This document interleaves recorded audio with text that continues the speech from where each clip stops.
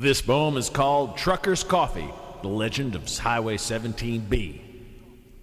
I was driving down the highway past 17B, sipping trucker's coffee from Teek and Vee's, pulling a bed full of apples due for lumberland, not a care in the world, just time on my hands. So I pulled into another truck stop in some tiny town and saw 4 hitchhikers not making a sound.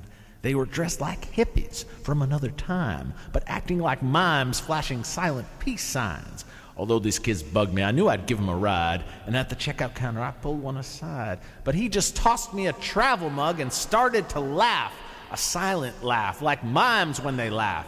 And that mime stuff was getting a little bit tired when the 3 other hippies waved me outside.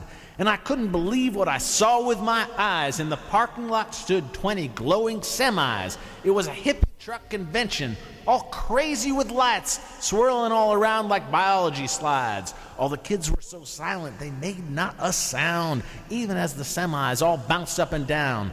There was a Kenworth rig all done up in orange, like the Ken Kesey bus with kids on the door hinge. There was a Peterbilt tanker popping wheelies and a leaking some kind of Kool-Aid from a hole in the ceiling. One truck was on fire and spinning around, some praying hippies kneeling on the ground. "This dream sequence is over," I declared, "and I need a buck. I gotta deliver these apples." And I jumped back in my truck. I was deadheading back down Highway 17, thinking about the hippies and the stuff I'd just seen. Back to Teek and Vee's just to have another cup, and I told him about the truck stop just a few miles up. Now Teek just started laughing, but Vee had to explain. He said, "Son, you've been through Bethel. Let me tell you about the rain. See, a few years back they had a big rock show, and half the hippies living said they had to go. Some say something slipped into our water supply, and every now and then when our well gets dry, we might get a taste of some hippie brew. But it's in the well water, and there's nothing to do. So it gets in our coffee, and every couple of nights, you might see a mirage or run a red light."